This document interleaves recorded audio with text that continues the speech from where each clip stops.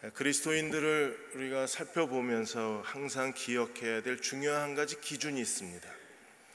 그 사람이 어떤 신앙의 사람인가, 또 어떤 직업의 사람인가, 어떻게 봉사하는가, 이런 여러 가지도 중요하지만 아주 중요한 한 가지 사실이 있어요. 그 사람이 하나님 언약 안에서 사는 사람인가를 항상 생각해야 합니다.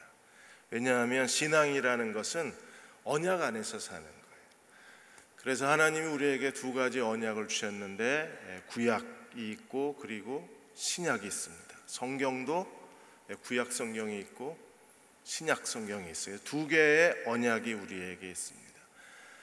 그래서 구약은 하나님이 모세를 통해서 주신 율법으로 구약의 언약이 구성되어 있고, 신약은 그리스도가 주신 새 계명으로 신약의 언약이 구성이 되어져 있습니다.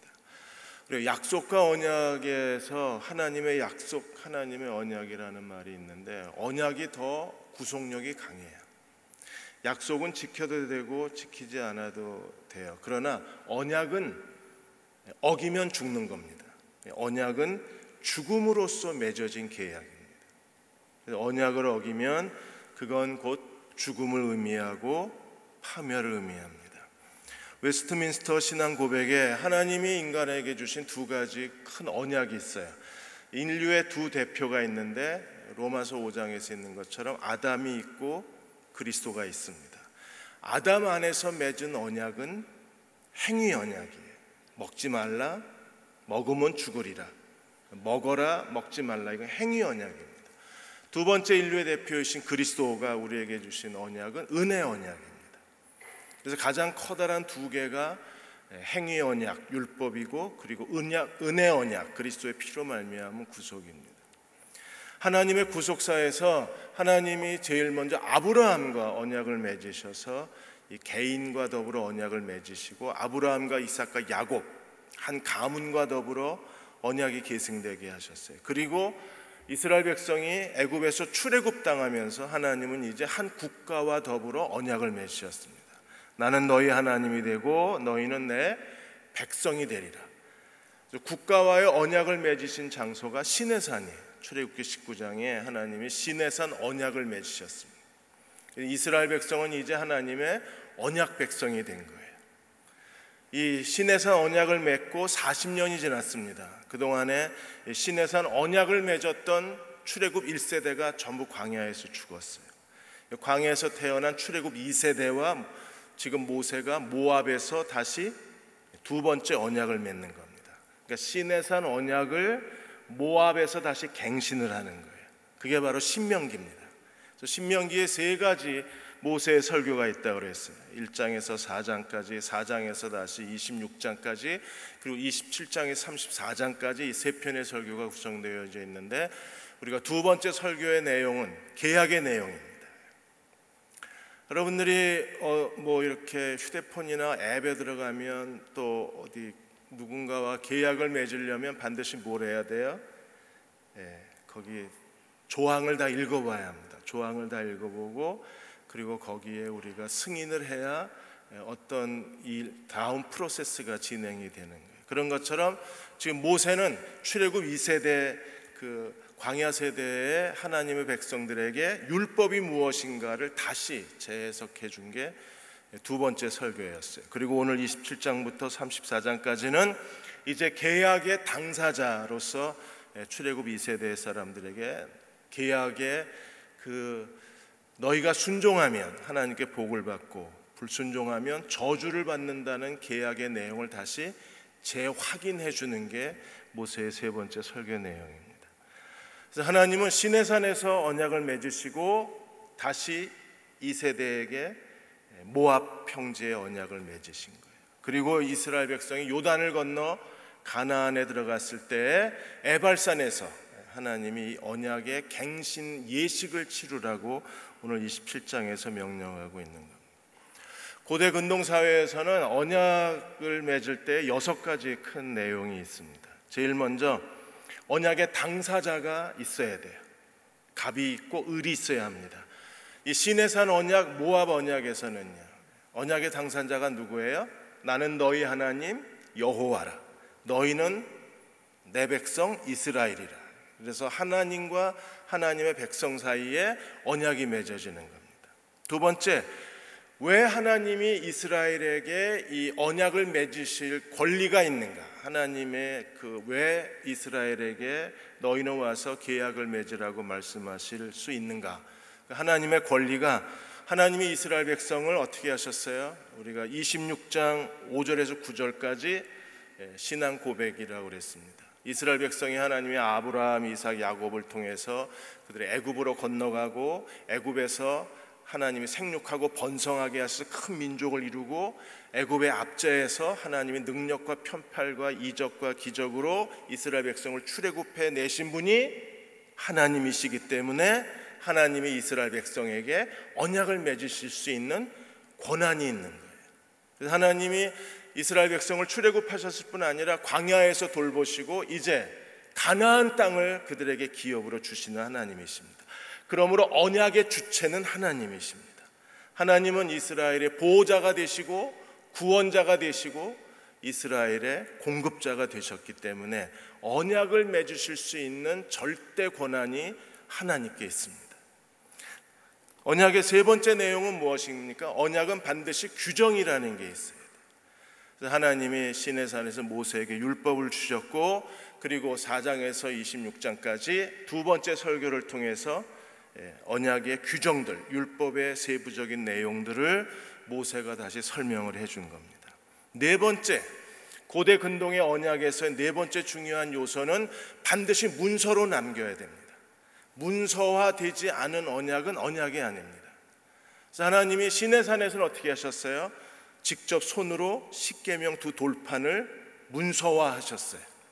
그리고 오늘 모압에서의 언약을, 그 언약이 현실성 있는 언약이 되려면 반드시 문서화해야 되는데 모압 평지의 언약은 어디다 문서화합니까? 에발산에다가 문서화하는 거예요. 그래서 에발산에 가면 그들은 그 에발산의 큰 바위에 석회를 바르고 여호와의 말씀을, 율법의 말씀을 반드시 글자로 기록해야 합니다. 그래서 문서가 있어야 계약이 성립이 되는 거예요. 그러면 신약에 우리는 하나님이 예수 그리스도의 피로 말미암아 새 언약을 우리에게 맺으셨는데 새 언약의 문서는 어디 있어요?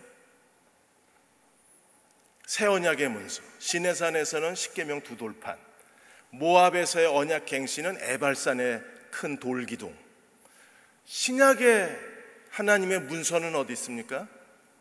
너희 마음과 생각에 기록한다 그랬어요. 우리 마음과 생각에 언약의 문서가 기록되어 있는 거예요. 다섯 번째로 언약의 증인이 있어야 합니다. 그래서 오늘 27장 1절에 이 하나님과 이스라엘 백성의 언약의 증인으로 초대된 사람이 누구예요? 모세와 장로들이 언약의 증인으로 초대가 됐습니다. 그리고 언약의 최후의 그 결론은 자기 책임입니다. 인간의 책임이 강조가 됐어요. 그래서 언약의 이 최종 책임은 사람에게 있습니다. 하나님과의 언약에서 순종하면 복을 받고 불순종하면 저주를 받는다. 여기에 모든 이스라엘 백성이 다 서명을 한 거예요. 그러므로 오늘 우리는 하나님의 언약의 백성들입니다. 순종하면 복을 받고 불순종하면 저주를 받는 거예요. 왜 그래야 합니까? 우리가 하나님과 언약을 맺은 여호와의 백성이기 때문에 그렇습니다. 이 하나님과의 언약이 아주 생생하게 살아있는 그 현장이 바로 결혼입니다. 결혼의 언약이라는 말하고 하나님과의 언약이라는 말이 같은 언어로 쓰이는 거예요. 결혼이 무엇인가에 대해서 위키피디아에서는 결혼을 이렇게 해석을 했습니다. 두 성인 남녀가 사회적 계약을 맺는 것이 결혼이라고 그랬습니다. 철학자 임마누엘 칸트는 결혼이 무엇인가? 결혼은 남자와 여자가 서로의 육체에 대한 그 독점 사용권을 계약하고 그것을 신뢰하는 게 결혼이라고 그랬습니다. 결혼은 계약입니다. 그래서 우리가 남자와 여자, 신랑과 신부가 그 주례 앞에서 뭐라고 그래요? 검은 머리 팥불이 될 때까지 죽을 때까지 나 그대를 사랑하노라. 다 거짓말입니다. 여러분 듣지도 않잖아요 지금. 그렇게 우리가 약속을 하지만 약속을 지키는 사람들이 없습니다. 이게 무서운 거예요. 하나님 안에서 결혼이라는 이 결혼은 언약이고, 이 언약은 하나님과 언약하고 똑같은 의미를 갖고 있어요. 그래서 이 결혼을 깨트리는 것은 곧 죽음을 의미합니다.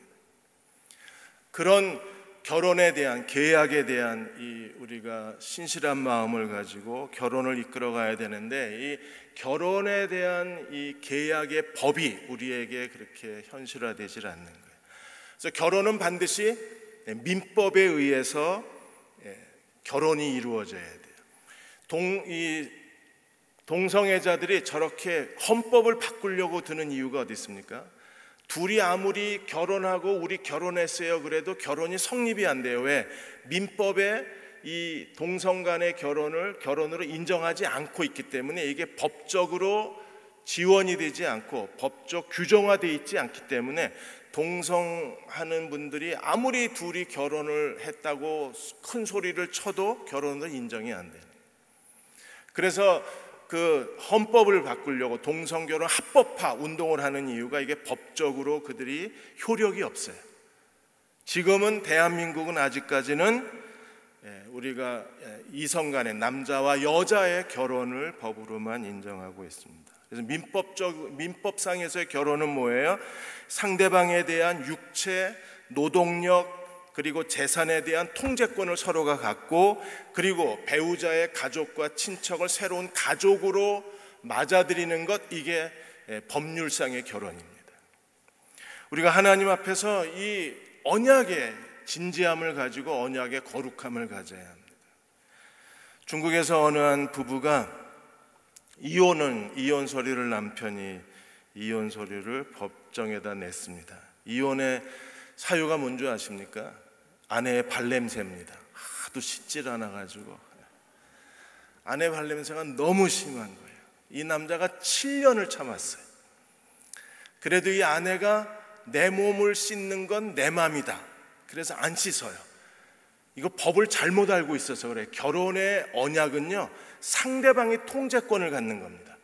내가 아내한테 씻으라 그러면 아내는 씻어야 돼요. 왜? 통제권이 상대방에게 있는 거예요. 근데 이 아내는 씻는 걸 계속 거부를 했어요. 내 몸이라 내가 안 씻겠다. 그래서 결국에 이혼 소송을 당했습니다. 우리가 언약의 이 바른 정신, 언약의 바른 영성을 갖고 사는 사람들이 이 시대에서 하나님을 경외하는 사람이 될 수 있어요. 27장 1절에서 8절까지 하나님 에발산에서 어떻게 언약을 갱신하라고 명령하셨는지, 에발산에서 요단을 건너가서 에발산에서 그들이 해야 할 일에 대해서 보여주셨습니다. 자, 27장 1절에 보시면 언약의 이스라엘 백성들이, 언약의 대상자인 이스라엘 백성들이 반드시 해야 될 일이 뭐예요? 내가 오늘 너희에게 명령하는 이 명령을 너희는 다 지켜 행하라. 이게 언약의 대상자로서 이스라엘 백성이 언약에 대한 의무예요. 하나님의 모든 말씀을 다 지켜 행해야만 합니다. 그리고 하나님이 2절에서 4절까지 명령하신 게 언약의 문서화, 하나님의 모든 말씀을 문서화시켜야 합니다. 그래서 2절에 요단을 건너, 3절에 요단을 건너, 4절에 요단을 건너가면 반드시 해야 될 일이 있어요. 어떤 일을 해야 됩니까? 에발산에 가서 큰 돌들에 석회를 바르고, 그래서 2절 하반절에 여호와가 내게 주시는 땅에 들어가는 날에 큰 돌들을 세우고 석회를 바르라. 그리고 3절에 율법의 모든 말씀을 거기에 기록하라. 그리고 4절에 한 번 더 강조했습니다. 요단을 건너가거든 돌들을 에발산에 세우고 그 위에 석회를 바르고 뭐 하라고요? 율법의 모든 말씀을 다 기록해 놓으라고 말씀을 하셨어요. 이렇게 해서 십계명의 두 돌판이 있고, 다시 가나안, 하나님이 주시는 약속의 땅에 에발산에 큰 돌 기둥을 세우고 석회를 바르고 하나님의 율법을 글자로 남겨놓게 하셨어요. 그리고 나서 이 언약의 말씀의 돌 기둥을 세우고 에발산에 제단을 세우라고 명령을 하셨습니다. 5절에서 7절까지 보시면 에발산에 하나님 앞에 여호와의 제단을 쌓는데, 제단의 가장 중요한 두 가지가 뭐예요? 자연석이어야 돼요. 사람의 철 연장으로 다듬지 않은 돌을 하나님 앞에 세워야 합니다. 그래서 5절에 내 하나님 여호와를 위하여 제단 곧 돌단을 쌓을 때 그것에 뭘 대지 마라, 쇠 연장을 대지 마라. 6절에 다듬지 않은 돌로 하나님 앞에 제단을 쌓아라. 이게 굉장히 중요한, 사람이 인위적으로 가공한 제단은 안 됩니다. 그래서 쇠 연장으로 만들지 마라. 그 다음에 다듬지 않은 돌로 제단을 만들어라. 그리고 거기에 두 가지 제물을 드립니다. 6절에 보시면 여호와께 뭘 드려요? 번제를 드리라고 말씀을 하셨어요. 그리고 7절에 화목제를 드립니다. 번제는요, 하나님께 드리는 거예요. 다 태워서 드립니다. 먹을 게 아무것도 없어요. 그러니까 번제는 다 태워 드리는 거기 때문에 여호와께 드리는 향기가 됩니다. 그 다음에 화목제는요, 내장만 하나님께 드려요. 내장과 기름만. 나머지는 예배를, 제물을 바치는 사람들이 하나님과 함께 공동 식사를 합니다. 그래서 7절에 화목제를 드리고 거기에서 먹으며 내 하나님 여호와 앞에서 즐거워하라. 언약을 맺게 되면 언약의 당사자들이 그 언약을 인준하는데 어떻게 하느냐, 같이 밥 먹으면서 언약을 인준해요. 출애굽기에서도 하나님이 어떻게 하셨습니까? 이스라엘 백성들과 하나님이 언약을 맺으시고 출애굽기 24장에 보시면 여호와 앞에서 장로들이, 백성들이 다 하나님과 함께 식사를 했어요. 공동 식사가 언약의 인준 과정입니다. 그래서 에발산에서도 그들이 하나님 앞에 번제와 화목제를 드리고 반드시 해야 될 일이 뭐예요? 여호와 앞에서 함께 먹고 함께 즐거워함으로 언약이 체결이 되는 겁니다. 다시 한번 강조합니다. 8절에 이 율법의 모든 말씀을 그 돌들 위에 분명하고 정확하게 기록할지니라. 교회가 해야 될 중요한 일이요, 여러분의 마음과 생각에 하나님 말씀을 분명하고 정확하게 기록해 줘야 합니다. 우리가 일주일에 정상적으로 예배를 드리면 주일 예배, 수요 예배, 그리고 금요 기도회에 3번이나 와서 하나님 말씀을 들어요. 하나님 말씀을 들어야 되는 가장 큰 이유가 어디 있습니까? 이 설교를 들으면서 우리는 하나님 말씀이 우리의 마음과 생각에 기록하는 거예요. 계약의 말씀이 기록이 되어야 내가 언약 안에 살 수 있어요. 계약의 말씀이 다 기록이 되어야, 그래야 내가 언약 백성이 될 수 있는 거예요. 그래서 모세가 이스라엘 백성에게 다시 강조한 말씀이 뭐냐 하면 율법의 모든 말씀을 그 돌 위에 분명하고 정확하게 기록하라. 분명하고 정확하게라는 히브리어 단어는 아주 글자 하나도 소홀히 하지 말고 주의 깊게 한 글자 한 글자를 새기라는 것. 우리가 예배를 드리며 설교를 듣는 가장 중요한 일은요, 하나님 말씀을 주의 깊게 내 마음과 생각에 기록해 놓는 사람이 돼야 합니다. 들어도 자꾸 잊어버리잖아요. 하나님 말씀을 들은 것만큼 내 안에 말씀의 생명력이 살아나고, 하나님 말씀을 깨닫는 것만큼 내가 영적으로 하나님 앞에 성숙해지고, 하나님 말씀의 그 그리스도의 비밀을 깨닫는 것만큼 내가 하나님의 은혜 안에서 자유로워지는 거예요. 우리는 너무 자주 잊어버리고 망각 증세에 있기 때문에, 그래서 기록하고 또 기록해야 돼요. 그것도 아주 분명하고 정확하게 기록하는 사람이 말씀의 언약 백성이 될 수 있는 거예요. 근데 그리스도인은 큰일 났습니다.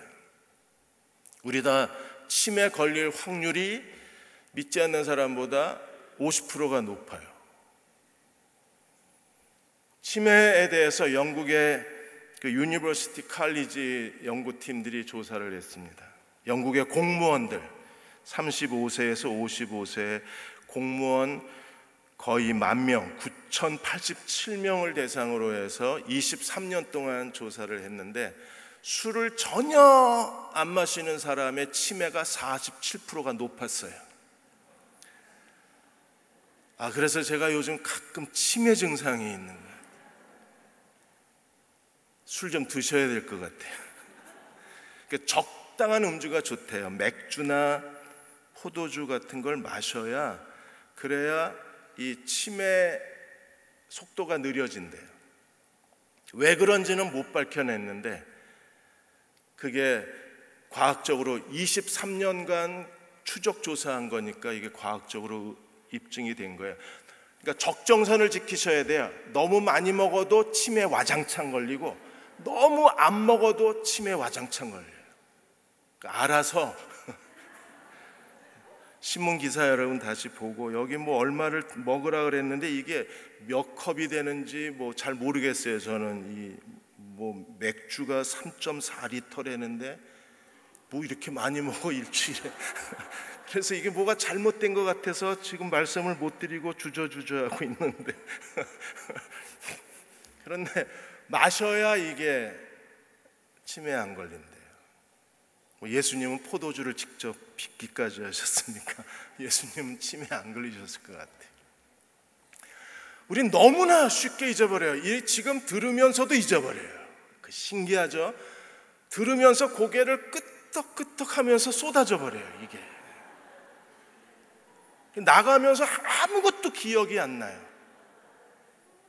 빨리 가서 정글의 법칙 봐야지 그 생각만 있지 아무것도 기억이 안 납니다. 언약 백성이 안 되는 거예요.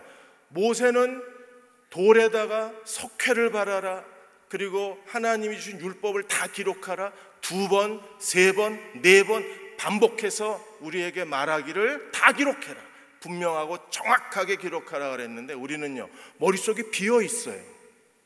그러니까 마음과 생각에 하나님 말씀이 기록되어져 있어야 되는데 그렇지 못한 거예요. 그럼 여호수아가 과연 모세의 명령대로 했을까요? 예, 그대로 했습니다. 여호수아 8장 32절에 34절까지 보시면 여호수아가 그대로 했어요. 여호수아가 거기서 에발산에 가서요 여리고를 무너뜨리고 아이를 정복하고 이제 영토가 생겼잖아요. 나라가 되려면 3가지가 있어야 된다 그랬잖아요. 그 마지막 영토 문제가 해결이 된 겁니다. 그래서 에발산에서 모세가 기록한 율법을 이스라엘 자손의 목전에서 어디에 기록했어요? 돌에다 기록하라 그랬잖아요. 돌에 기록하고 33절 온 이스라엘과 장로와 관리와 재판장과 본토인뿐 아니라 이방인까지 여호와의 언약궤를 맨 제사장 앞에서 궤의 좌우에 서되 절반은 그리심산 앞에 절반은 에발산 앞에 섰으니 이는 전에 여호와의 종 모세가 이스라엘 백성에게 축복하라고 명령한 대로 함이라. 그대로 그들이 하나님 앞에서 에발산에서 돌에 하나님 말씀을 기록하고 그리고 그리심산 에발산으로 나뉘어져서 그들이 하나님 앞에서 언약을 지키는 장면이 오늘 여호수아 8장입니다. 그래서 34절에 그 후에 좌우에 나누어서 축복과 저주의 말씀을 나누고 그 후에 여호수아가 율법책에 기록한 모든 것대로 축복과 저주하는 모든 말씀을 에발산에서 낭독했어요. 그래서 모세의 명령대로 그들이 그대로 순종을 했습니다. 이렇게 하나님이 언약을 맺으셨는데 구약의 이스라엘은요 언약의 불순종함으로 언약을 깨뜨렸어요. 언약을 깨뜨리면 그 언약은 더 쓸 수가 없어요. 언약이 깨지면 하나님이 새 언약을 맺으셔야 돼요. 그 새 언약이 예수 그리스도의 피로 말미암은 새 언약입니다. 그래서 예레미야 31장 31절에 33절까지 하나님이 새 언약을 맺으셨어요. 여호와의 말씀이니라 보라 날이 이르리니 내가 이스라엘 집과 유다 집에 새 언약을 맺으리니 이 언약은 내가 그들의 조상들의 손을 잡고 애굽 땅에서 인도하여 내던 날에 맺은 것 같지 아니할 것을. 그러니까 첫 번째 시내산 언약과는 다르다는 겁니다. 그들은요 이 언약을 깨뜨렸어요. 어떻게 깨뜨렸습니까? 내가 그들의 남편이 되었어도 그들이 내 언약을 깨뜨렸습니다. 바람난 아내처럼 하나님을 버리고 우상 숭배하는 이스라엘 민족이 되어버린 거예요. 그래서 하나님이 어떻게 하셨습니까? 33절에 그날 후에 내가 이스라엘 집과 맺을 언약은 이러하니 곧 내가 나의 법을 그들 속에 두며 그들의 마음에 기록하여 나는 그들의 하나님이 되고 그들은 내 백성이 될 것이니라. 하나님 우리 마음에 하나님 말씀을 기록하고 또 우리 마음에 하나님의 법을 두셨다고 말씀하셨어요. 그러므로 새 언약의 우리는요 성령이 진리의 영이 되셔서 우리 안에 내주하심으로 우리는 어떤 사람이 됐습니까? 하나님의 법이 하나님 말씀이 우리의 생각과 마음에 기록한 사람이 된 거예요. 우리가 그 말씀과 그 생각이 기록한 말씀대로 순종할 때 하나님이 하나님의 언약대로 우리에게 행하시는 겁니다. 이번에 미국에 이민 간 지 8년 만에 미국의 공무원이 되신 분이 계십니다. 남선우 씨라고. 미국에서 8년 만에 공무원 된 거는 이게 쉬운 일이 아닙니다. 이분이 한국에서 경찰이셨어요. 경찰이시고 2005년에 경찰 공무원이 되셔서 2009년까지 한국에서 근무를 했습니다. 그 순천 지역을 도는데 그 어느 한국인인데 한국말이 서툰 그 미국 이민 2세 자매 하나가 이 남선우 경찰관한테 길을 물어본 거예요. 그래서 길을 가르쳐주고 또 서로 연락처를 주고받았는데 그게 인연이 돼가지고 남선우 씨가 그 자매님이 미국의 시애틀에 사는데 시애틀의 워싱턴 대학의 직원이에요. 그래서 미국의 시애틀의 어학연수에 초대를 합니다. 그래서 경찰을 그만두고 2010년도에 시애틀에 1년 동안 가서 어학연수를 하는데 거기에 마음에 비전이 생겼어요. 그래서 와서 경찰 그만두고 자기 길 물어봤던 그 자매하고 결혼을 해요. 자기를 그러니까 이게요, 되려면요 우연히 만났는데도 결혼까지 가요. 안 되는 사람은요 12년 사귀고도 깨지는데 되는 사람은 길거리에서 우연히 길 물어봤는데 결혼까지 가요. 그래서 월마트의 직원이 됐는데 뭐 막노동이잖아요, 육체노동. 그러다가 어느 날 그 동료가 컴퓨터를 못 만져서 컴퓨터 만지는 걸 도와줬더니 그 매니저가 그걸 보고 관리직으로 옮겨놨는데 관리직이 더 힘든 거예요. 이게 매장에 물건을 정리하다 보니까 거의 매일 밤을 새는 겁니다. 그래서 아내도 힘들어하고 남편도 너무 힘들어하고 이렇게 살지는 못하겠다. 그래서 두 사람이 하나님 앞에 기도하기 시작합니다. 하나님, 제가 미국에 온 목적이 무엇인가를 알게 해주십시오. 하나님, 왜 저를 미국에 보내셨습니까? 제가 여기서 어떻게 살아야 좋을까요? 어떻게 해야 하나님의 뜻대로 살 수 있을까요? 그러다가 갑자기 기도하다가 한국에서 공무원 했으니까 미국에서도 공무원 하자 이렇게 된 거예요. 그래서 공무원 하겠다 그러니까 공무원 하려면 일단 대학을 나와야 돼요. 미국에서 대학을 다시 나와야 돼요. 대학을 나오려면 돈이 있어야 되잖아요. 그러니까 공무원 가산점도 붙고 대학 등록금도 해결하려면 군대 가는 수밖에 없는 거예요. 이미 한국에서 군대 갔다 왔는데 미국에서 또 군대를 가야 돼요. 그런데 그게 자기가 공무원이 되는 길이라면 그러면 군대 한 번 더 가지. 그리고 군대 지원해서 들어갔습니다. 미군 군대 들어가는데 시험을 4번 봅니다. 4번을 다 통과해서 군인이 되고 그리고 군인으로 제대를 해요. 그리고 이제 워싱턴 대학의 회계학과에 들어가기 위해서 먼저 언어가 돼야 되잖아요. 미국에 오래 살아도 학교 안 다니면 언어가 안 됩니다. 그래서 먼저 커뮤니티 칼리지 2년을 다니면서 언어도 공부하고 커뮤니티 칼리지 2년을 다니면 4년제 대학 3학년으로 들어갈 수 있어요. 이게 훨씬 더 공부를 쉽게 할 수 있습니다. 그래서 커뮤니티 칼리지 2년을 다니고 워싱턴 대학 회계학과 3학년에 편입을 합니다. 그랬더니 이제 언어가 되기 시작한 거예요. 학교를 다니면 언어가 이제 어느 정도 유능해지거든요. 그렇게 해서 졸업을 했는데 그 졸업한 해에 미국의 원어처, 보훈처 같은 데서 회계 직원을 한 명을 딱 뽑습니다. 이게 미국의 원어부는 미국의 15개 행정기관 중에 하나예요. 연방 공무원이 되는 겁니다. 그런데 회계를 전공하긴 했는데 한 명을 딱 뽑는 거예요. 한 명을 뽑는데 됐겠어요? 됐습니다. 시험을 봤는데 시험은 거의 다 패스를 하는데 중요한 건 이제 면접을 하는 거예요. 면접을 하는데 거의 한 사람이 1시간 이상 면접을 합니다. 그래서 남선우 씨를 만나서 면접을 하는데 원어처 그 간부들이 당신은 왜 이 연방 공무원이 되려고 하느냐. 그래서 그 얘기를 했어요. 자기가 이렇게 결혼하고 미국에 와서 월마트 직원이었다가 공무원이 되려고 했는데 공무원 되기가 쉽지 않더라. 그래서 누가 말하기를 군대 갔다 오면 공무원 가산점을 준다더라. 그래서 내가 군대 갔다 왔다. 또 학사 학위가 있어야 된다 그래서 다시 커뮤니티 칼리지 2년하고 그 워싱턴 대학 2년 다녀서 내가 학사 학위도 땄다.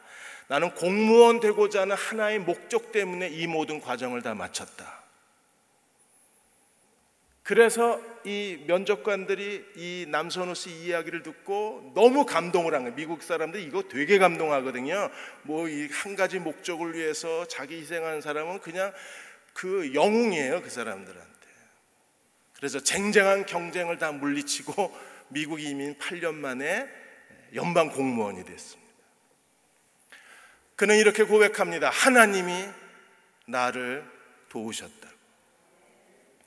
연방 공무원이 되는 비전도 하나님이 주시고, 또 주변의 사람들에게 충고를 따라서 군대 갔다 오면 가산점이 붙고, 대학 다닐 때에도 등록금의 혜택을 보고, 너무나 힘들었지만 그러나 공무원이 되는 길을 하나님이 보여주시고 그대로 순종하고 따라갔을 때 하나님이 길을 여신 거잖아요.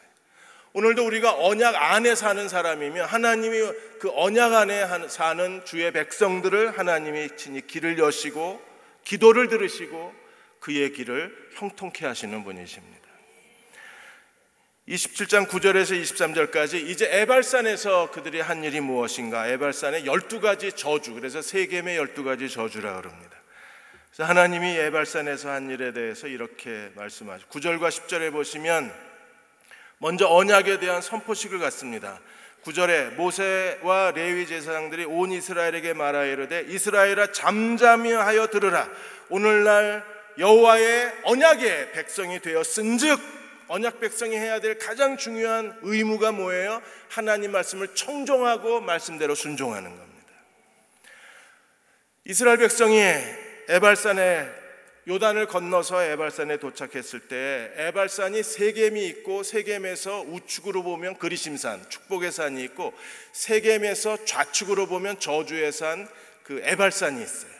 그래서 세겜을 중심으로 해서 두 개의 산이 서로 마주보고 있습니다. 그리심산은 정말 숲이 우거진 산이고 지금은 안 그렇습니다. 지금 여러분들이 그 이스라엘에 가보시면 두 개 산이 거의 비슷비슷해요. 그런데 과거에는 그리심산은 숲이 우거졌고 에발산은 민둥산이었어요. 그래서 그리심산은 축복의 산이고 에발산은 저주의 산이 된 거예요.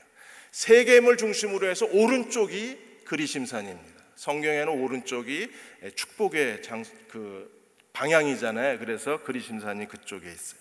12절에 보시면 이 그리심산에 어떻게 했습니까? 너희가 요단을 건넌 후에 시므온, 레위, 유다, 이사갈, 요셉과 베냐민은 어디서요? 축복의 그리심산에 쓰고, 그 다음에 13절에 루벤, 갓, 아셀, 스불론, 단과 납달리는 어디에 섰어요? 저주의 에발산에 쓴 겁니다.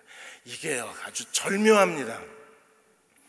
구약 신학자들이 지금도 논란을 하고 있긴 합니다. 그런데 대략 모든 구약의 신학자들이 동의하는 내용이 뭐냐 하면, 왜 12절에 이 시므온, 레위, 유다, 이사갈, 요셉, 베냐민은 축복의 산에 쓰고 왜 나머지 루벤, 갓, 아셀, 스불론, 단과 납달리는 왜 저주의 산에 섰을까? 아무리 그래도 기분 나쁘잖아요, 저주의 산에 쓰는 게. 여러분 쓰시겠습니까? 저는 별로 이렇게 내키지 않을 것 같아요. 왜 하필이면 저주의 산에서 저주가 나올 때마다 아멘, 이게 이제 저주의 산에 있는 지파가 해야 될 일이고요. 축복의 산에 있는 지파들이 해야 될 일은 축복의 말이 나오면 아멘 하는 게 그쪽 지파들이 하는 일이에요. 저주가 나올 때마다 에발산에 있는 지파들이 아멘을 해야 되는 거예요. 근데 왜 하나님이 지파들을 이렇게 구별해 놓으셨을까? 이스라엘 골짜기를 중심으로 해서 이 축복의 산에 있는 사람들은 이스라엘 골짜기 남쪽에 있는 사람들이에요, 지파가. 그 다음에 에발산에 있던 지파들은 이스라엘 골짜기로 해서 위쪽에 있거나 동쪽에 있는 지파들이었어요.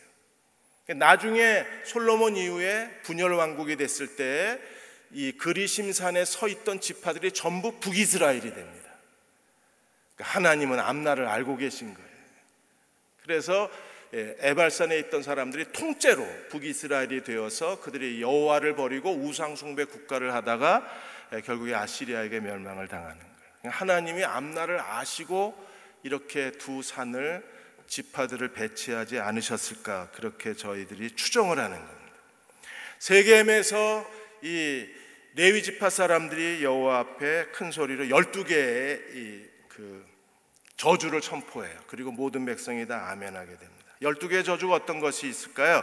15절에부터 23절까지가 12가지 저주가 있습니다. 제일 먼저 우상숭배. 15절에 보시면 장색의 손으로 조각하였거나 부어 만든 우상은 여호와께 가증하니 그것을 만들어 은밀히 세우는 자는 저주를 받을지어다. 이렇게 레위 제사장들이 저주를 외치면 모든 백성이 다 응답하여 아멘으로 외쳐야 돼요. 그게 이제 여호수아 시대에 그대로 실현이 된 겁니다.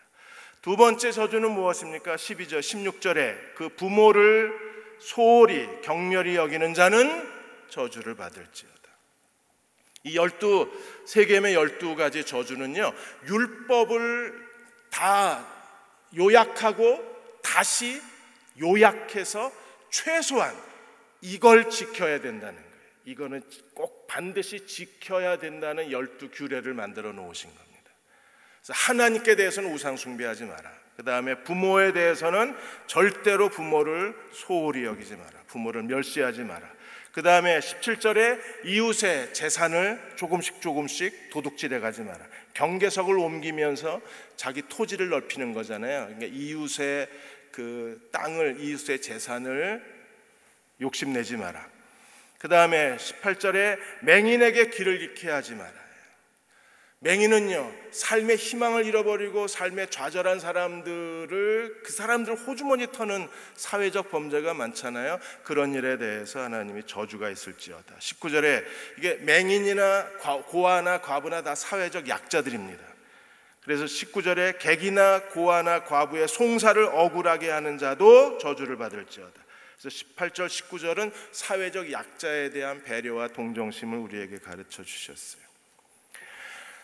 대한항공 둘째 딸 조현민 그 전무가 물컵 하나 던졌다가 와, 저도 보면서 야, 대한민국 진짜 대단한 나라다 그랬습니다. 물컵 하나 던진 여파가 소용돌이 치면서 아버지, 엄마, 언니, 동생 전부 경찰에 불려가서 조사받고 검찰 조사받았어요. 그리고 물컵 하나 때문에 대한항공의 압수수색이 여러분 15차례 압수수색이 있었습니다. 대한민국 검찰 역사상 어느 한 업체에 이렇게 뒤진 데가 없어요. 그러니까 대중의 여론을 힘입어서 공권력이 너무 과다하게 역사를, 구속영장을 무려 5번이나 청구를 했잖아요. 그러니까 이게 여론재판식으로 흘러가 버리는 겁니다. 거기에 또 그 아시아나는 기내식 문제가 터져가지고 그 회장님의 황제 의전이 또 뭐 회장님 사랑해요 동영상 떠서 와 무슨, 그러니까 대한민국의 두 날개 대한항공과 아시아나가 국제적 망신을 당했습니다. 비행기가 다 추락해 버렸습니다. 도대체 뭘 얻으려고 하는지를 잘 모르겠어요. 이런 상황이 지금 율법에서 말하고 있는, 물론 당연히 이 사람들은 잘못한 겁니다. 그렇게 갑질을 해대고 비인격적으로 행동하고 또 인간 이하의 행동을 한 건 사실입니다. 그렇다고 이렇게 날개를 다 꺾어버릴 수 있을까? 그거는 잘 모르겠습니다. 그런 것들이 지금 우리 사회, 한국 사회에 커다란 의문점이고 갈등이고 이래도 되는 거야 라고 하는 뭔가 석연치 않은 그런 마음이 우리에게 있는 거예요. 한쪽에서는 당연하다고 큰 소리 지르고 또 한쪽에서는 너무하다고 범죄자를 대해도 인격적으로 대해야 되지 않느냐는 얘기가 있는 거예요. 이게 지금 세겜의 12가지 저주가 그대로 우리 안에 드러나고 있는 거예요. 나머지 것들에 대해서는요, 성적인 부도덕함에 대한 겁니다. 20절에 아버지의 아내, 21절에 짐승, 22절에 아버지의 딸이나 어머니의 딸, 23절에 장모, 이게 전부 성적 부도덕입니다. 그리고 24절에 살인에 대해서, 24절, 25절은 사람을 죽이는 거에 대해서 저주가 있을 것이라고 말씀을 하셨고, 26절에 마지막 12번째 저주는 뭐예요? 율법의 말씀을 불순종하는, 실행하지 않는 사람들은 저주가 있을지어다. 여러분, 축복이 뭐고 저주가 뭡니까? 축복은 뭐고 저주는 뭘까요? 오늘은 별로 재미가 없으셨죠? 축복은 뭐고 저주는 뭐예요? 마태복음 25장에 달란트 비유를 하셨는데, 이 달란트 비유에서 예수님이 축복의 개념, 저주의 개념을 정확하게 설명하셨어요. 5달란트, 2달란트, 1달란트 받았잖아요. 그래서 5과 2은 축복이고 1달란트는 저주입니다. 이게 축복이고 이게 저주예요. 마태복음 25장 29절에 누구든지 있는 사람은 더 받을 것이요 없는 사람은 있는 것마저도 빼앗기리라. 이게 저주입니다. 있는 사람은요, 더 받아서 넉넉하게 되는 게 하나님의 축복이에요. 예를 들어서 물질이 있는 사람이 하나님 말씀에 순종했습니다. 그러면 하나님이 어떻게 하세요? 물질을 더 넉넉하게 해주세요. 명예가 있는 사람이 하나님 말씀에 순종했습니다. 그러면 하나님이 더 큰 명예를 주시는 거예요. 더 큰 명예가 넉넉하게 주시는, 이게 하나님의 축복입니다. 만일에 그 사람이 존귀한 사람이면 하나님 율법에 순종하면 어떻게 돼요? 존귀함이 더 커져요. 만일에 불순종하면, 존귀함을 가진 사람들이 불순종하면 어떻게 될까요? 존귀함을 잃어버립니다. 명예를 가진 사람이 불순종하면 어떻게 돼요? 명예를 잃어버리는 거예요. 물질을 가진 사람이 불순종하면 어떻게 됩니까? 다 잃어버리는 거예요. 더하는 게 축복이고 가진 걸 잃어버리는 게 저주가 되는 거예요. 그래서 우리는 하나님 말씀에 순종하는 사람이 돼야 합니다. 은혜를 만끽하는 비결에서 맥스 루케이도 목사님이 브라질의 사노세에 있는 그 휴마이타 교도소에 대한 이야기를 그 책에 쓰셨습니다.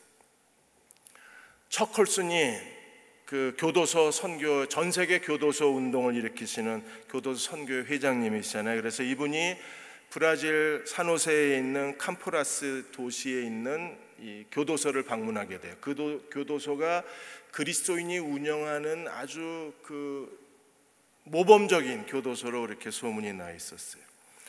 그래서 척홀슨이 그 교도소에 방문했을 때 척홀슨이 나중에 보고서를 올리는데, 보고서에 뭐라고 썼냐면, 내가 교도소에서 만난 사람들은 전부 얼굴에 미소가 띄어져 있다.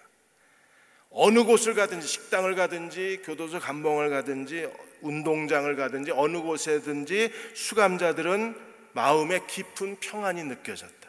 그리고 거기서 특이한 한 죄수를 만났다. 이렇게 기록이 돼 있어요. 어느 날 안내하는 사람이 여기에 죄수들에 대해서 설명을 하다가 이 죄수들이 가두는 그 독방이 있다는 얘기를 해줍니다. 그 독방에는 지금 딱 한 사람만 그 독방에 갇혀 있다는 거예요. 그래서 척홀슨이 그러면 누가 있는지 내가 가보고 싶다. 보지 않는 게 좋을 거라고. 그런데 나는 꼭 봤으면 좋겠다. 그래서 그 독방의 육중한 문이 열립니다. 문이 열리고 불을 켜자 거기에 그 수감자들이 만들어 놓은 정말 아름답고 정교한 십자가가 이렇게 독방 한가운데 서 있었어요. 그리고 그 십자가에 예수님이 매달려 계셨습니다. 안내자가 척홀슨한테 이렇게 말합니다. 이 방의 유일한 죄수님은 예수님이십니다. 그분은 지금 우리의 모두, 여기에 수감되어 있는 모든 죄수들의 남은 형기를 예수님이 홀로 채우고 계십니다. 그분이 계시기에 우리는 평화로울 수 있습니다. 그분이 계시기에 우리는 인간답게 살 수 있습니다. 그분이 계시기에, 그분 사랑 안에서 우리는 참 자유를 갇혀 있지만 그러나 진정한 자유를 누리고 있습니다. 2명의 책임자를 제외하고 모든 감옥의 일을 전부 수감자들이 다 맡아서 합니다. 가장 인격적인 교도소로 그렇게 소문이 나 있는 거예요. 그들은 예수 그리스도 안에서 참된 자유를 누리고 있었습니다. 오늘 우리도 그리스도 안에서 새 언약의 은혜 안에서 사는 그리스도의 종들이 되어야 합니다. 우리가 순종하면 하나님은 우리에게 더하여 주시는 분이십니다. 지금보다 하나님이 우리에게 주시는 더 나은, 더 넉넉하게 부어주시는, 우리에게 더 채워주시는 하나님의 은혜를 마음껏 누리시는 저와 여러분 되시기를 주의 이름으로 축원합니다. 기도하겠습니다. 아버지 하나님, 오늘 밤 무더위에 지친 저희들의 몸과 마음을 가지고 주의 전에 나왔습니다. 하나님, 성령께서 새로운 힘을 더하여 주시고 성령의 기름 부으심 안에서 저희가 전심으로 기도하는 이 밤이 되게 하여 주옵소서. 오늘 밤은 언약을 따라서 기도하겠습니다. 언약 안에서 살아가는 지혜로운 믿음의 종들이 되게 도와 주옵소서. 찬양의 기름 부어주시고 저희들의 기도 위에 기름 부어주시고, 특별히 우리가 치유를 위해서 기도할 때 하나님 친히 응답하여 주셔서 내가 원하노니 깨끗함을 받을지어다 하나님의 놀라운 기적이 나타나는 이 밤이 되게 도와 주옵소서. 예수님의 이름으로 간절히 기도하옵나이다. 아멘.